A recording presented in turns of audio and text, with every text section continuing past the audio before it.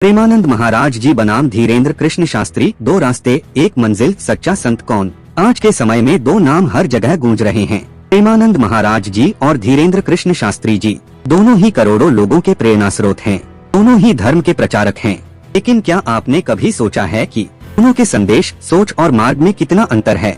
आज हम तुलना नहीं करेंगे बल्कि सत्य को पहचानने की कोशिश करेंगे, क्योंकि प्रेमानंद जी और शास्त्री जी दोनों ने धर्म को एक अलग रूप में प्रस्तुत किया है। तो वीडियो को आखिर तक जरूर देखिए, क्योंकि आखिर में मैं बताऊंगा किस संत का संदेश आज के युवा के लिए सबसे ज्यादा जरूरी है। और हाँ, अगर आप धर्म को दिल से मानते हैं तो चैनल को सब्सक्राइब जरूर करें। प्रेमानंद महाराज जी वृंदावन के संत, उनकी वाणी में मधुरता, उनके शब्दों में भक्ति की सुगंध है। जो भी उन्हें सुनता है उसे लगता है मानो भगवान स्वयं बोल रहे हों। उनकी बातें त्याग, सेवा और प्रेम पर आधारित होती हैं। दूसरी तरफ हैं बागेश्वर धाम के पीठाधीश धीरेन्द्र कृष्ण शास्त्री जी, जिनका नाम सुनते ही आंखों के सामने आता है जोश, विश्वास और जय श्री राम की गूंज। वे मंच पर आते हैं तो पूरा माहौल ऊर्जा से भर जाता है। उनकी बातों में आत्मविश्वास और धर्म के प्रति गर्व झलकता है। प्रेमानंद महाराज जी के प्रवचन में कोई नारा नहीं, कोई शोर नहीं, बस शांति और भक्ति की धारा बहती है। वे कहते हैं, भगवान से कुछ मत मांगो, बस प्रेम करो। जब प्रेम सच्चा होगा तो भगवान खुद दे देंगे।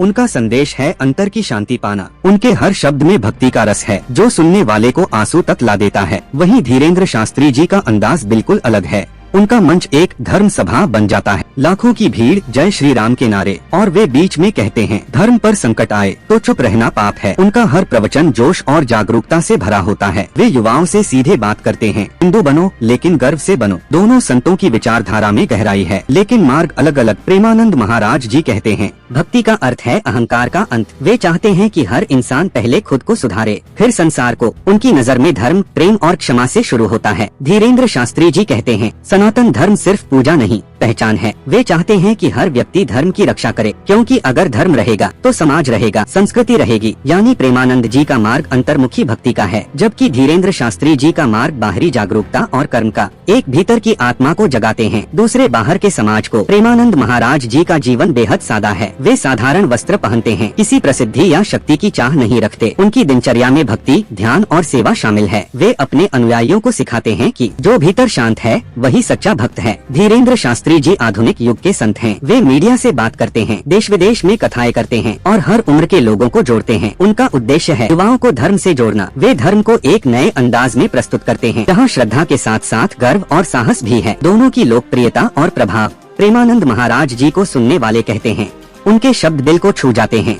उनकी कथा सुनने के बाद मन शांत हो जाता है। वहीं धीरेन्द्र शास्त्री जी की कथा सुनने वाले कहते हैं, में जोश आ जाता है और धर्म के लिए कुछ करने की प्रेरणा मिलती है। एक भक्ति सिखाते हैं, दूसरे जागरूकता जगाते हैं, और यही कारण है कि दोनों ही आज लाखों दिलों में बसते हैं। फर्क साफ है, दोनों संत एक ही मंजिल की ओर ले जाते हैं, बस रास्ते अलग हैं।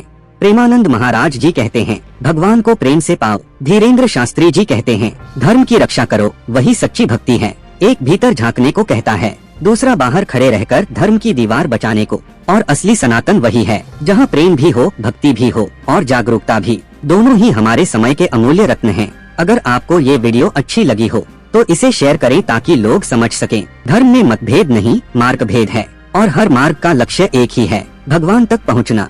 धीरेन्द्र कृष्ण शास्त्री कई बार अपने प्रवचनों में कह चुके हैं कि हम कथा के लिए कोई पैसे नहीं लेते, सब कुछ दान से चलता है। यानी कि जो भी श्रद्धालु स्वेच्छा से दान देते हैं उसी से आयोजन होता है। उन्होंने यह भी कहा है कि कथा करवाने वाले आयोजक व्यवस्था का खर्च उठाते हैं, जैसे पंडाल, माइक, मंच, लोगों की सुविधा इत्यादि। कई लोगों का मानना है कि बागेश्वर धाम में कथा करवाने के लिए आयोजकों को बड़ी तैयारी करनी पड़ती है। वहाँ कथा के आयोजन से जुड़े दान, खर्च या भेंट राशि होती है, जो सीधे पैसे लेना तो नहीं कहलाती, लेकिन अप्रत्यक्ष रूप में वही बात होती है। यानी कथा निःशुल्क बताई जाती है, लेकिन दान और प्रबंध का खर्च आयोजक की जिम्मेदारी होती है। श्री पंडित प्रेमानंद जी महाराज के बारे में ऐसा कहा जाता है कि वो अपनी कथाओं के लिए सीधे रूप से पैसे नहीं लेते, बल्कि उनकी कथा आयोजक समितियां या मंदिर ट्रस्ट आयोजन के खर्च और व्यवस्थाएं देखते हैं, जैसे पंडाल, लाइट, साउंड, भोजन आदि। लेकिन कुछ लोग यह भी मानते हैं कि दान या सहयोग के रूप में राशि दी जाती है, जो कथा आयोजन या धर्म कार्य में लगाई जाती है। यानी पैसा लिया जाता है तो भी व्यक्तिगत कमाई के लिए नहीं, बल्कि धार्मिक कार्यों और सेवा के लिए बताया जाता है।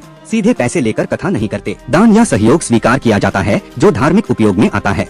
दोस्तों, यह था आज का वीडियो। अगर आपको पसंद आया हो तो लाइक, शेयर और सब्सक्राइब जरूर करें, क्योंकि वर्ल्ड एक्सप्लोर दुनिया का सबसे अच्छा और बहुत बड़ा चैनल बनने वाला है। आपका एक छोटा सा सपोर्ट हमारे लिए बहुत मायने रखता है।